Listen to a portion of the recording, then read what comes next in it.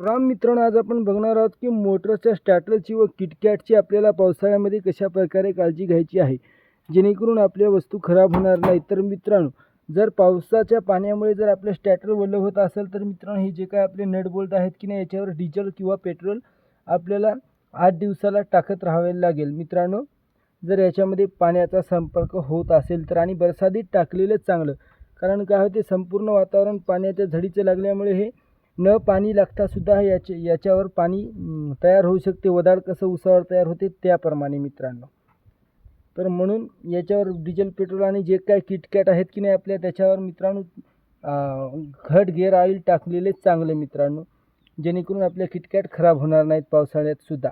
होता तर भिजू तर द्यायच्याच नाही। मात्र जे काही पुरावाचे क्षेत्र आहे की नाही, जसं की आमच्यासारखं, तर मित्रांनो तिथे फार काळजी घ्यावी लागते, कारण रातोरात केव्हा पूर येईल पता लागत नाही, तर आपलं काढणं होत नसते आणि मोटरी आपल्याला गाई म्हशीला पाणी भरण्यासाठी हो किंवा फवारणीसाठी हो ते चालू करायला लागतात। त्याच्यामुळे आपल्याला किटकॅट ठेवणे हे अतिशय आवश्यक आहे। तर हे अशा गोष्टीची काळजी घ्यायची की जेणेकरून आपलं नवीन किटकॅट बसवायची गरज पडणार नाही।